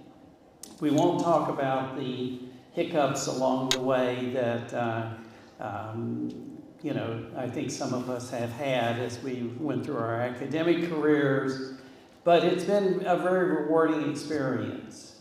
But NC State has given me much more than just a degree and some education. It's also given me a lot of friendships over the years.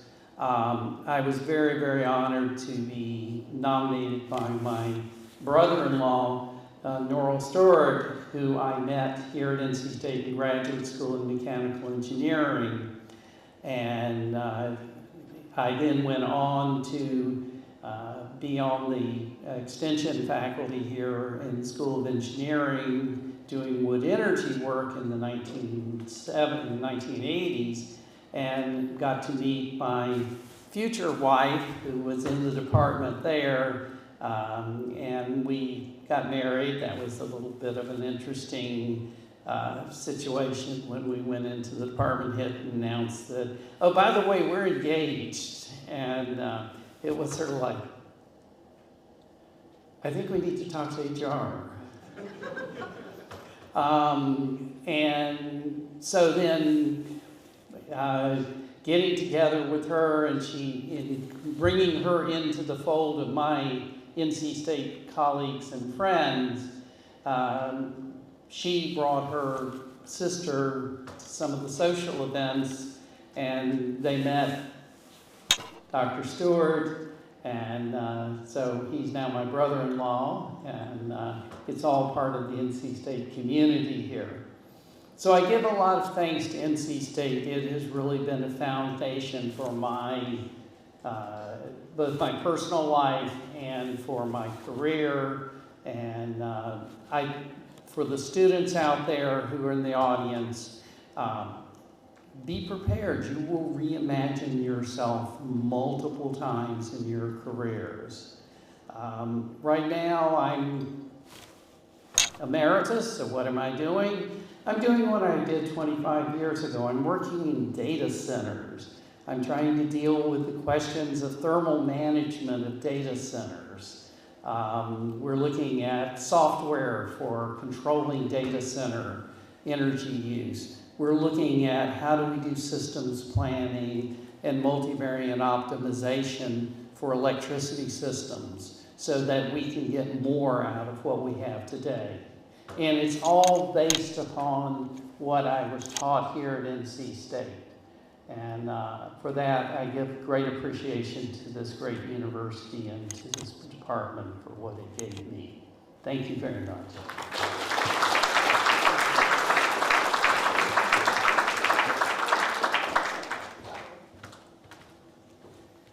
Okay, next, Stacy Rock.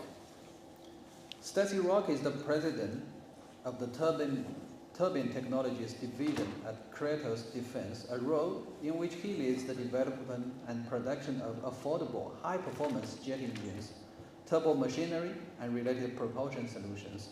His 35-plus years of experience has been instrumental in transforming Kratos into a leading national defense and aerospace technology company.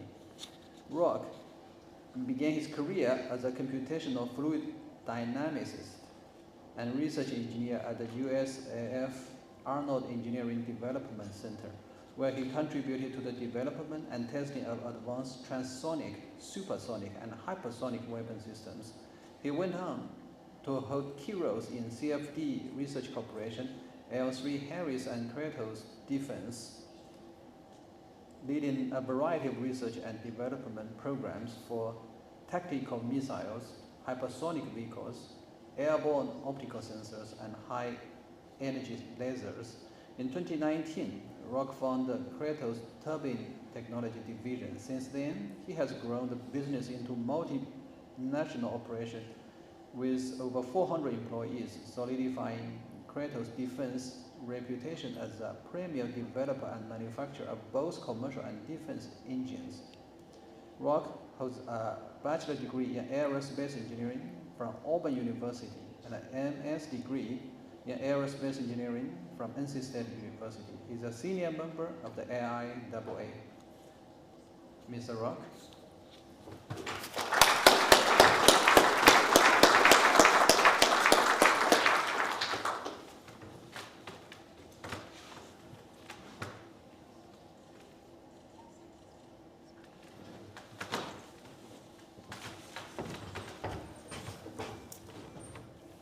I'm humbled to be here as I've sat in the audience tonight and I've listened to the accomplishments of my colleagues.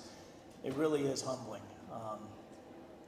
Like some of you, I wonder why I'm here, so I'm very thankful for the honor tonight. In my brief remarks, I would like to focus on the people that I'm thankful for. So, NC State was a new start for me. When I arrived here in the fall of 1990, I didn't know anyone. I was taken in by a group of graduate students that fast became friends, colleagues, and supporters. In many places, I've known competition rules. In that group, it really was a supportive environment. Two of them are in the audience tonight, Basil, Baz, Jack, thank you. There's many others, they know who they are. Many of them are in this Hall of Fame. Thanks to them. Two other individuals I'd like to mention are Dr. DeJarnette and Dr. Hassan Hassan. I was privileged to study under them. I think of them often. I think of them today as I'm back on campus, the lasting impact that they had on my life. I'm going to get a little emotional. The most important person in my life is my wife. We were engaged when I was here. My wife, Carla, we've now been married 33 years. If I've accomplished anything in my life, it's because of you, sweetheart. I love you. Thank you.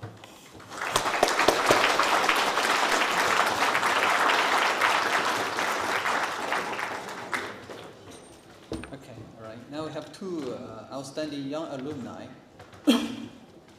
First, Jess Irico. Jess Irico currently serves as a judicial law clerk on the U.S. Court of Appeals for the Federal Circuit. I think this is the second lawyer tonight from mechanical engineering or mechanical aerospace engineering. Before joining the judiciary, Irico practiced in the intellectual property litigation group at the Latham and Watkins LLP in Washington, D.C., where she worked on complex patent, trademark, and trade secret disputes across a range of industries. A 2019 graduate of NC State University with a dual degree in mechanical and aerospace engineering, Irico began her career as an engineering consultant before pursuing law at the University of North Carolina School of Law, where she earned her GED and graduated with honors and as a part of the Order of the Coif. While at UNC Law, Irico chaired the Dean's Advisory Board and was inducted into the Davis Society upon graduation.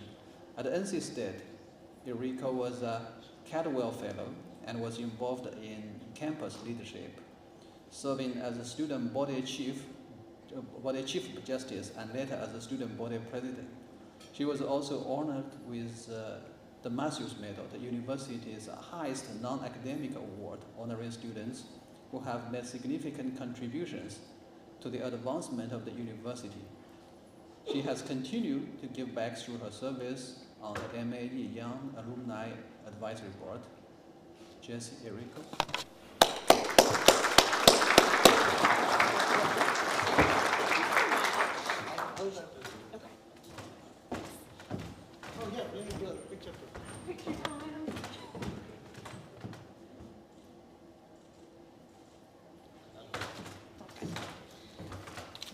All right, buckle up, everybody. We're going 2 for 2 on the lawyers having a single page tonight. So mine is handwritten and a little messy, so bear with me. I just want to start by pretty much everybody else here tonight and say thank you. I'm grateful and I'm honored to be here with everybody here tonight. First, I want to thank my husband, who I met during my time here at NC State. His support, which has been steady, patient, and unwavering, has carried me through many, many late nights, new challenges, and leaps into the unknown. To my little brother, Casey, for all but the first 3 years of my life, no one has made me laugh harder, rooted for me more, or made me prouder than you have. And to my parents, you showed me long before I opened any textbook or legal brief all that hard work can accomplish.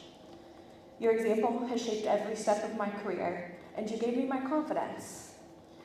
It's a great honor to be in a room and know that you are not the smartest one there, and I've been in many, many of those rooms. But because of my parents, I've never once felt like I didn't belong to be there. I also want to thank the NC State MAE program, Dr. Akkad, my many professors. This department has given me the fundamentals that have built my professional foundation. It taught me how to frame a problem, how to test assumptions, and how to think with both precision and creativity. I use those skills every day. Dr. Elliott, earlier tonight, you said Washington, D.C. doesn't have many engineers. It has a whole heck of a lot of lawyers. I am one of them, for better or for worse, but I think many, many of them would have benefited from having been here at NC State.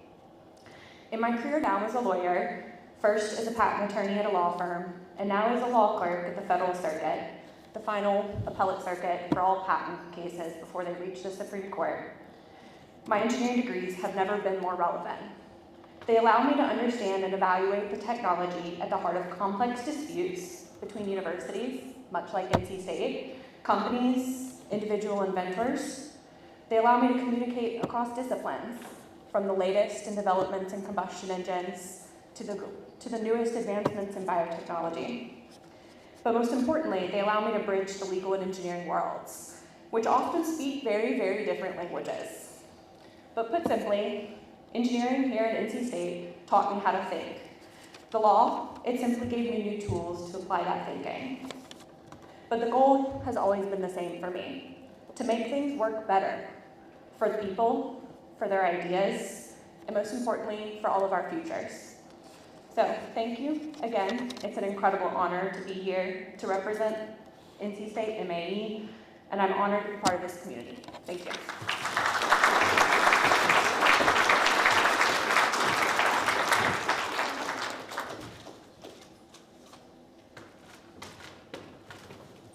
Okay, next, Judith Brown. Dr. Judith Brown is a principal member of the technical staff in the Engineering Science Center at Sandia National Laboratories in Albuquerque, New Mexico. I think that's Bezos' place. She received her bachelor degree in aerospace engineering in 2009, her master degree in mechanical engineering 2012, and her PhD in mechanical engineering 2015, all from NC State. While working on her PhD, Dr. Brown developed a novel modeling approach to study laser interaction with energetic aggregates. Since joining Sandia in 2015, Dr. Brown has used her expertise in aerospace engineering, computational solid mechanics, and material science to study complex material systems, with the goal of developing predictive multi-physics research projects to advance thermomechanical models for energetic materials in harsh environments, and her current work is focused on this topic. These efforts combine discovery experiments, mesoscale models, and novel computational techniques to study the effects of damage in energetic material behavior. Dr. Brown enjoys working with collaborators from the other national labs, universities, international organizations, to advance the field of model-based explosive safety assessments.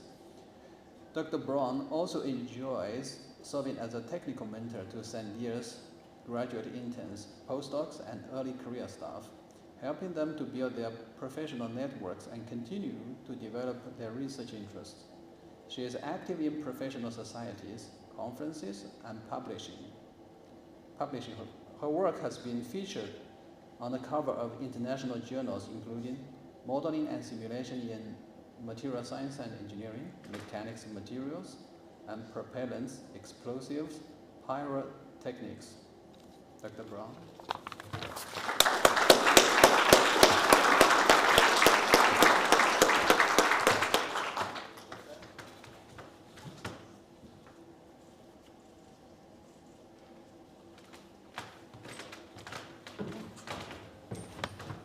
All right, I'm the last one. Last but not least, right? So I wanted to take this chance to tell just 2 stories that have to do with my time at NC State. And I'll try to keep it short and sweet so that we can finish our dinner and go. But the first story goes all the way back to my undergraduate time in aerospace engineering, where I'll tell the story from my senior design class. And I kind of came up with a saying that I like to tell people, and it's so funny because it's like, from senior design, I really learned that physics is real. That sounds really simple, but where it comes from is basically we spend this whole year designing an airplane. So I was in the flight senior design group for aerospace, and so we get this requirements on a piece of paper at the beginning. We have to sit down. We have to work as a team to design an unmanned aerial system that's going to meet these requirements. We do a CDR. We go through all the analysis. We have everything that looks great on paper, and then in the spring we build it and we actually fly it. And if you didn't fly, you didn't pass. So it was very, kind of high stress, but also really cool to see something that you designed as a team come and actually physically have to work. And I came up with the physics is real thing because basically we had the system designed where we were going to have a bungee launcher that launched our airplane to get it off the ground. And we had calculated everything. We had predicted that this launcher was going to throw the plane 40 feet in the air. And we went out and we tested it over spring break. And my team had made one key assumption that turned out to be quite telling. We had assumed what we thought the friction coefficient was going to be between the launcher, the wheels of the launcher going on the rails. And we just guessed a number because we didn't really know. We were like, we're just going to make an assumption. It's fine. So we built this thing. We go out, we test it, and it's predicted to throw this test article 40 feet. So we have a spotter who's supposed to run out and see where it lands. And the friction was so high in the wheels of the launcher that the test plug literally just went up and it just kind of fell off the end. And you can watch it. There's a video of it on YouTube somewhere floating around, and it was just everybody just groaned because it was the beginning of spring break, and we sort of knew that oh no, there goes our spring break. We gotta fix this thing now. But it taught an important lesson in that you can know stuff on paper and you can design it, but to be a real engineer, you have to appreciate and respect that physics is real. In the real world, sometimes the assumptions that you make are not good, and sometimes they are appropriate, but you have to constantly think about that and evaluate that. And that really, it taught me also a lesson of I'm a computational modeler at Sandia, but every good modeler needs to have a buddy who's a good experimentalist. Because at the end of the day, physics is real. The experiments tell you what actually happens, and it doesn't matter if you assume something different. What happens is what the real world is going to do. So that was a cool thing. That it was a funny story, but I learned that from NC State. And then also the second story I wanted to tell was that I am a very proud NC State fan. I have this whole thing about red, which is, I look out in the room, I see lots of red, that's great. I'm actually, it's funny because my husband wasn't able to be here tonight, but he's English, and so he didn't quite understand, how important this wearing the right colors was at certain times. And so when we were dating, he was always like, man, you have a lot of red stuff. And I was like, yeah, I do. I had a red car, I had a red car, I have red clothes, I have red, high heels. I have a lot of red. And then eventually we got married, and we were going to get a new table vise for our garage, and he wanted to paint it blue. And I was like, no, we cannot paint it blue. It has to be red. And he was like, what? Why does it have to be red? And I was like, no, it has to be red. If you're going to have a vise in engineering, it has to be red. And so like my family, actually, like I have this reputation for being, you know, the red lady.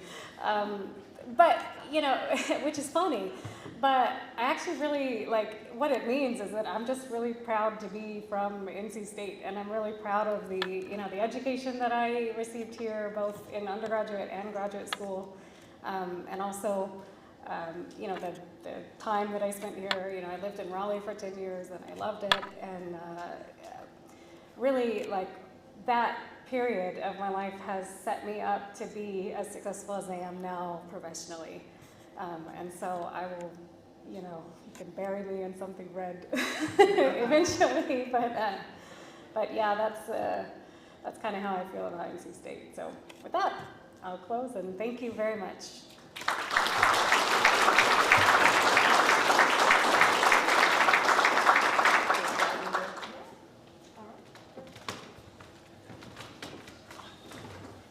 All right.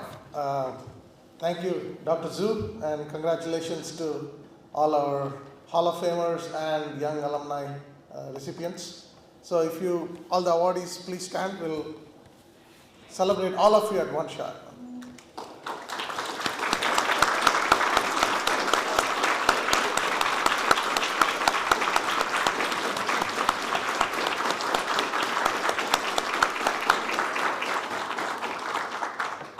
So don't forget, day of giving is March 26th. Couple of things we need to do. We'll get everybody here. We'll do the new Hall of Fame inductees a picture, and then I want all the previous inductees also join us, and we'll do another picture, and we'll do a picture with even the young alumni together. So we'll do all those pictures. So don't go away. We got to do this. We got to put it on the website. We got to show all the red. So again, this is, like I said, this is one of my favorite events of the year, and this is where, you know, we learn the impact of NC State education from people who graduated in the 70s, 80s, 90s, 2010s. So it's a proud moment, and I always joke at graduation is the students, when they graduate, they are the best product that we bring out, and when the product is successful, it reflects on the program. And I think that's what is reflected in every one of you here for what you have achieved and what you have done with the education that you received from NC State. And that's something that we are very proud of. And I'm pretty sure some of you who had faculty in the 70s and 80s who are not here today would be very, very proud of what you all achieved. And I can say that without doubt that our current faculty are also very excited to be engaged with people, accomplished people who have great careers like you all. And again, thank you and congratulations. And to all the young students who are here, 20 years, 25 years from now, your red jacket is waiting. So, all right. So again, thank you all. Thanks all for coming, and thanks to all the family members, friends who are all here for being part of this event, and also to all my faculty, staff, and communications team here, which has really done a fabulous job of choreographing this event and making it a success. And last but not least, I need another drink. So please make your way here, and we'll take some pictures. Thank you.